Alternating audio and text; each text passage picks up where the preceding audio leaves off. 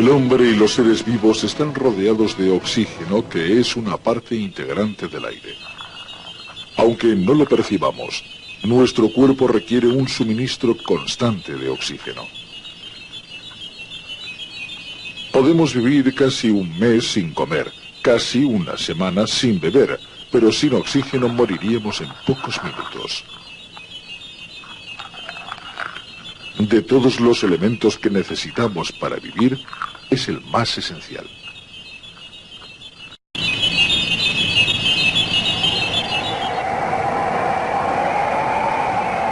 Los átomos de oxígeno se combinan por parejas para formar moléculas de oxígeno puro, O2. El oxígeno comprende una quinta parte de la atmósfera. Es muy activo químicamente y se combina con casi todos los elementos. Cuando se combina con carbono se produce dióxido de carbono y energía. La energía de rápida combustión de una cerilla y la de lenta combustión de nuestro interior son la energía de la vida. La llama durará mientras reciba carbono de la cerilla y oxígeno del aire. El dióxido de carbono no es de utilidad y es expelido como desecho de la combustión.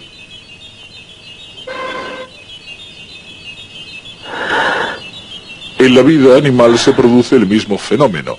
Los animales reciben carbono del azúcar de los alimentos.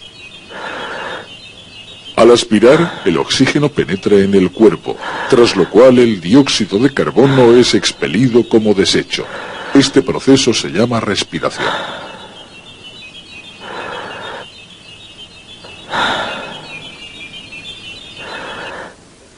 A nuestro alrededor abundan los animales.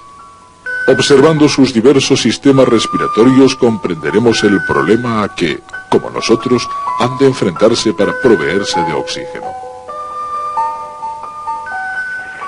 El oxígeno en disolución impregna los mares y las aguas dulces, donde también viven animales. El paramecio es un protisto, un organismo unicelular con un sistema respiratorio muy sencillo, que no necesita hacer ningún esfuerzo para absorber oxígeno, pues las moléculas de oxígeno del agua atraviesan su membrana. El oxígeno se consume en el interior de la célula, de modo que el flujo es constante a fin de mantener equilibrada la concentración de ambos lados de la membrana. Este movimiento de un área de alta concentración a un área de baja concentración se llama difusión.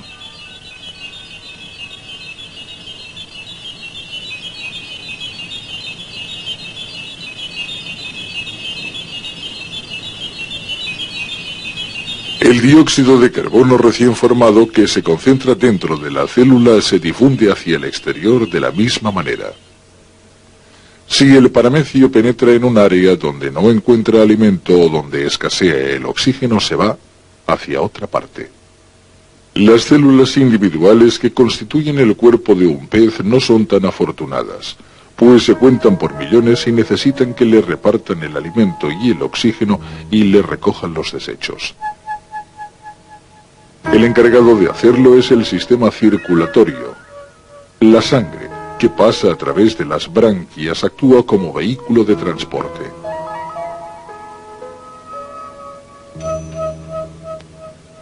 En las branquias la sangre pasa muy cerca de la superficie y el intercambio de oxígeno y dióxido de carbono tiene lugar a través de una membrana respiratoria.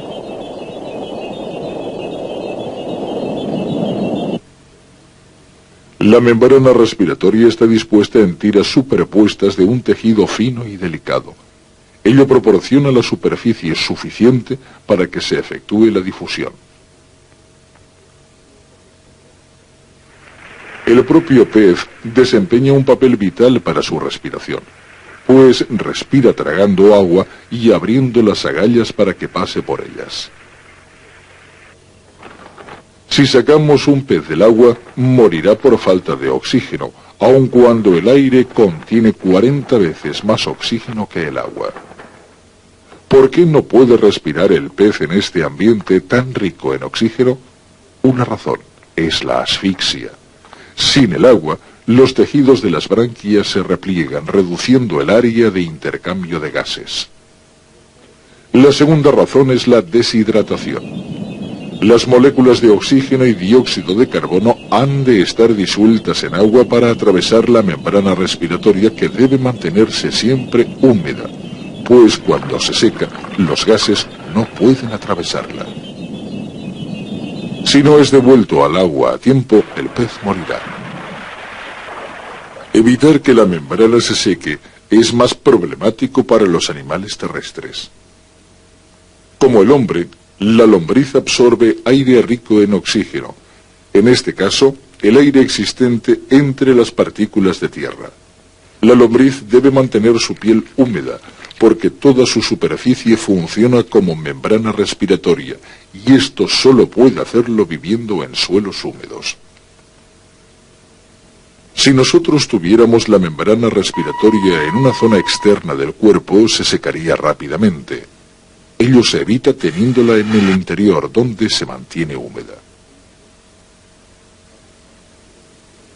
Los anfibios, reptiles, aves y mamíferos disponen de pulmones encerrados en la cavidad torácica. En los seres humanos, los pulmones están situados bajo las costillas, justo encima del diafragma, que es un músculo. Un conducto con salidas por la nariz y la boca conecta los pulmones con el exterior. Los pulmones son elásticos. Cuando inspiramos, los músculos de las costillas y especialmente el diafragma ensanchan la cavidad torácica y los pulmones se expanden. El aire del exterior entra entonces equilibrando la presión. Cuando expiramos, los músculos de las costillas y el diafragma se relajan, devolviendo los pulmones y la cavidad torácica a la posición de descanso y expulsando el aire. Para comprender mejor el sistema respiratorio humano, podemos seguir la trayectoria de una molécula de oxígeno representada por este punto blanco.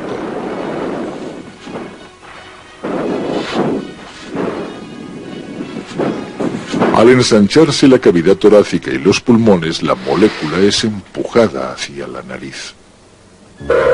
El vello que cubre su interior impide el paso de otras partículas del aire. Una vez rebasado este filtro, entra en la cavidad nasal, donde el aire pasa por una serie de 3 tabiques. Aquí observamos una súbita elevación de la temperatura.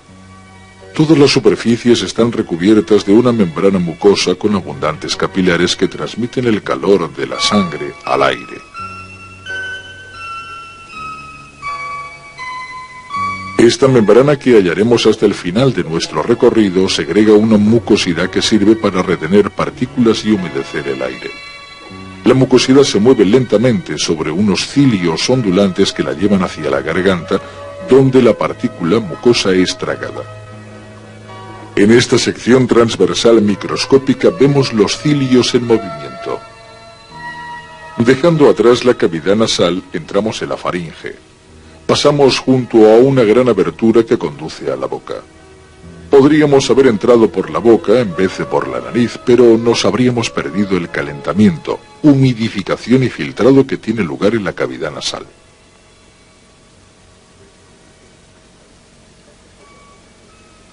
Los alimentos y el aire pasan por la parte inferior de la faringe.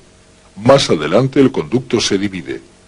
Los alimentos pasan por el esófago y el aire por la laringe. Cuando el aire toma el camino equivocado y penetra en el esófago, el estómago lo hace volver con el eructo. Pero si la comida o la bebida penetran por la laringe hacia los pulmones, podemos tener un grave problema. Esta posibilidad queda reducida gracias a la epiglotis, una parte de la laringe que penetra en la faringe. Este cartílago funciona a modo de escotilla. Cuando tragamos, la epiglotis cierra la parte superior de la laringe. Cuando el alimento ha pasado, se abre otra vez. Esta acción es visible en los hombres por el movimiento de la nuez. Algunas veces el alimento atraviesa la epiglotis y alcanza el conducto equivocado, desencadenando un movimiento reflejo que obliga a expulsarlo. Como hemos visto, la epiglotis es una extensión de la laringe, cartílago que une la faringe a la tráquea.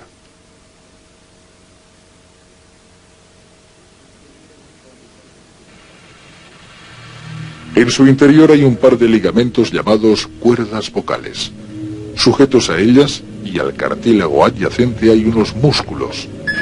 Cuando lo relajamos, el aire pasa a través de la laringe. Cuando los contraemos, las cuerdas se tensan y si respiramos, vibran originando un sonido.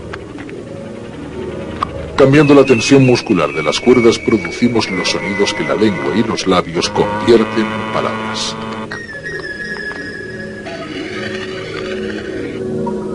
Debajo de la laringe está la tráquea. De aquí en adelante el camino queda libre. En la membrana mucosa los cilios se mueven en dirección opuesta. El polvo atrapado debe ser expulsado hacia arriba hasta alcanzar la faringe.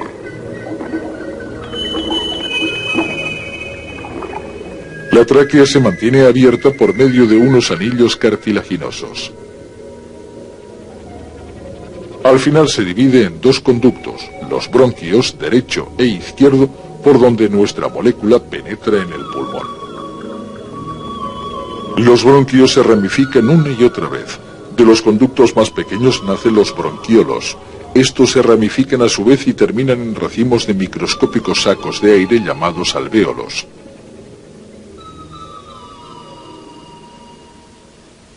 En esta ramificación encontramos los últimos restos de la membrana mucosa.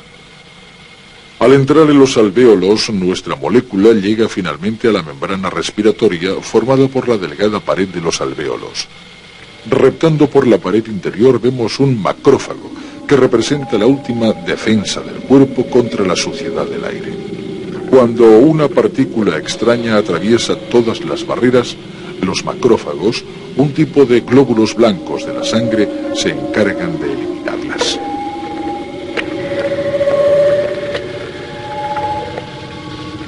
Así, desaparecen partículas de polvo, hollín y bacterias.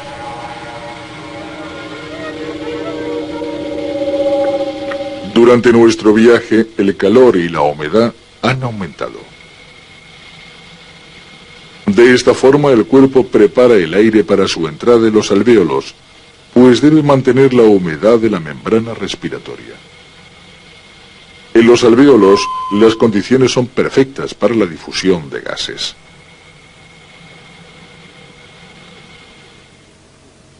Apiñados en nuestros pulmones hay cerca de 700 millones y medio de alvéolos.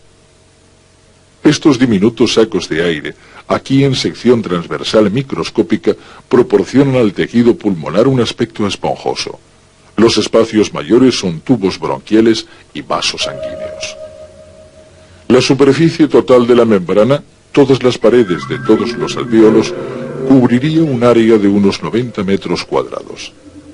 Este espacio es más que suficiente para difundir el oxígeno y el dióxido de carbono necesario para aprovisionar de combustible los 100 billones de células del cuerpo humano. El sistema de transporte entre la membrana respiratoria y las células del cuerpo es la sangre.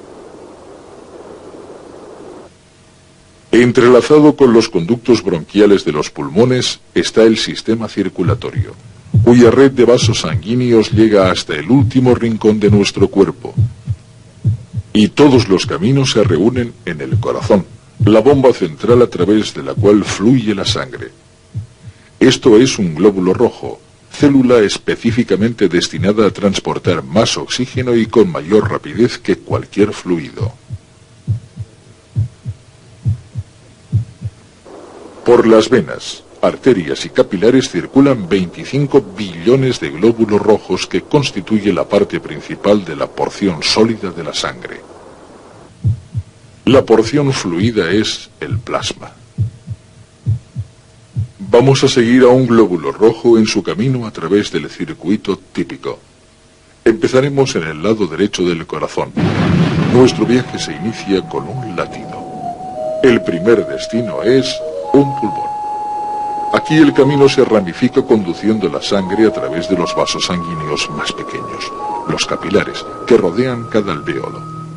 En su interior la molécula de oxígeno se disuelve en la humedad y se difunde a través de la membrana respiratoria, penetrando en los capilares al tiempo que el glóbulo rojo pasa por el mismo alvéolo. La molécula de oxígeno, al igual que muchas otras, se fija en el glóbulo rojo e intensifica su color. El glóbulo así oxigenado regresa al lado izquierdo del corazón, completando así su primer circuito. El corazón manda la sangre nuevamente al exterior, esta vez para suministrar el oxígeno al cuerpo. Una vez más, la sangre se dirige hacia los capilares, a cuyo alrededor las células están quemando oxígeno y creando concentraciones de dióxido de carbono.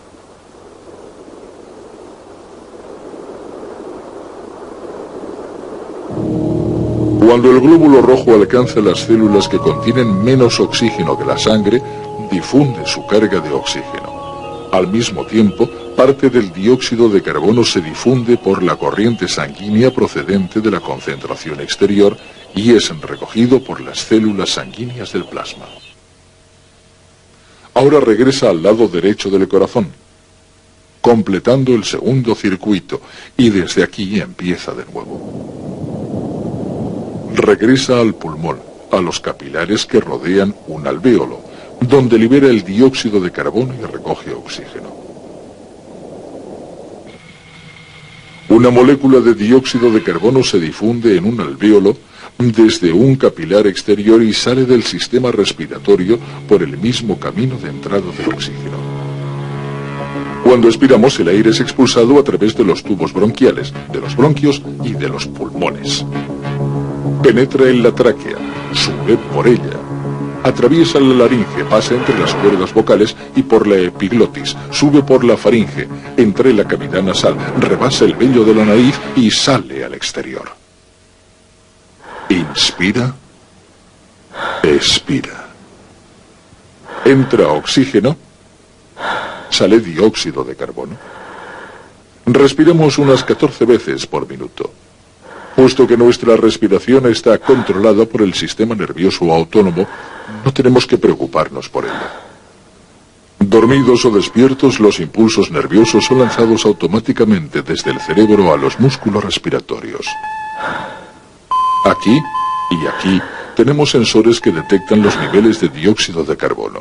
Si hay demasiado, pasan la información al cerebro y aumenta la velocidad de la respiración a fin de reducir el nivel. Durante nuestras actividades pasamos automáticamente de una respiración rápida a una lenta, según las necesidades del organismo. No obstante, podemos detener la respiración siempre que lo deseemos, pero no para siempre. Nuestro cuerpo no tolera la falta de oxígeno durante mucho tiempo. Algunas personas pueden contener la respiración hasta 4 minutos. De vez en cuando el sistema nervioso autónomo no funciona bien. El hipo es un problema corriente. Se produce porque se está mandando una señal nerviosa incorrecta al diafragma, haciendo que se contraiga a destiempo. Muchas personas recurren a curas populares que suelen implicar un sobresalto. Pero generalmente el hipo desaparece por sí solo en unos pocos minutos. La tos es otro proceso autónomo, aun cuando también puede ser controlada. Aclararse la garganta es un tipo de tos controlada y menos violenta, que se usa como estratagema social. Carraspeamos un poco para llamar la atención, por ejemplo, antes de empezar un discurso. En la tos interviene la parte inferior de nuestro conducto respiratorio. Su propósito es eliminar las obstrucciones y expulsar los cúmulos de mucus de los pulmones y de las vías respiratorias inferiores. El humo del tabaco es lo primero que induce a toser. El mismo problema se da en los conductos respiratorios superiores, principalmente en la cavidad nasal. Cuando este área se congestiona o se irrita, estornudamos. Si se irrita o se infecta, la nariz puede empezar a gotear. Esta es otra función respiratoria. Cuando estás sentado, especialmente si te encuentras cansado, la respiración es poco profunda. El nivel de dióxido de carbono de los pulmones empieza a subir lentamente. Los sensores detectan el aumento y si sube lo suficiente envían el mensaje al cerebro para corregir la situación. Lo que se requiere para expulsar ese exceso es una inspiración muy profunda. Esta es la función del bostezo. Hay otro tipo de bostezo cuya función no han descifrado todavía los científicos, es el bostezo social. Cuando una persona bosteza, otras bostezan también. Nadie sabe por qué. Como ya hemos visto, las membranas respiratorias tienen una superficie mayor de la que necesitamos corrientemente. Esto es lo que precisamos para estar de pie. En un ejercicio intenso utilizamos una parte mayor, pero es todavía más útil cuando el cuerpo combate una enfermedad respiratoria. En enfermedades como la pulmonía o el enfisema, la membrana respiratoria resulta destruida. Sin embargo, aún después de perder la mitad de los pulmones, podemos desenvolvernos de una manera relativamente normal. Las membranas mucosas y los macrófagos son bastante efectivos librándonos de las sustancias tóxicas del aire. Pero la mejor manera de reducir los riesgos de resfriados o de inhalar contaminantes es usar el sentido común. Cuando hace frío, hay que abrigarse. Y siempre que sea posible conviene no respirar aire contaminado. Una de las cosas que las membranas mucosas no son capaces de contrarrestar es el volumen de aire contaminado inhalado por un fumador. Puesto que el humo pasa sin problemas por la cavidad nasal, la membrana mucosa recoge toda la carga de partículas, lo cual hace que se irrite y se inflame. Si la polución alcanza los alvéolos, los macrófagos se multiplican en un intento de liberarse de la carga. Con el tiempo, las membranas mucosas empiezan a colapsarse. Las células ciliadas mueren y son reemplazadas por células lisas. Sin el impulso de los cilios, las partículas mucosas se acumulan en glomérulos, que la gravedad empuja hacia el interior de los pulmones, obturando y restringiendo el flujo de aire y desencadenando la tos del fumador.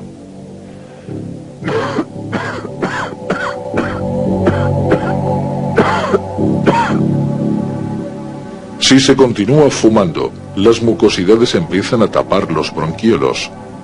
El aire no puede salir.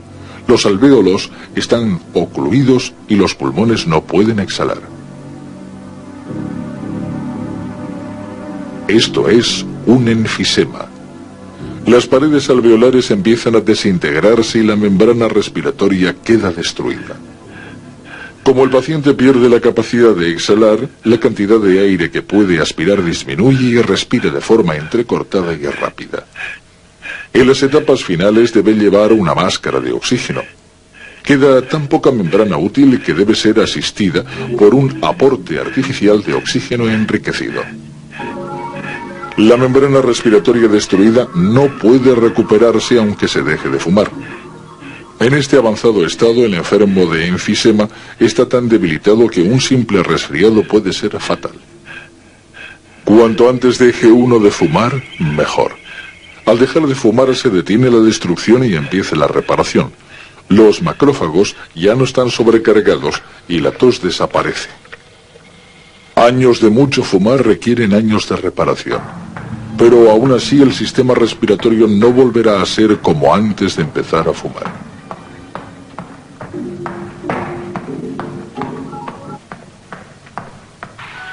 Lo mejor es, pues, no empezar. Nuestro sistema respiratorio es el vehículo que pone en contacto las células vivas y el oxígeno que nos rodea.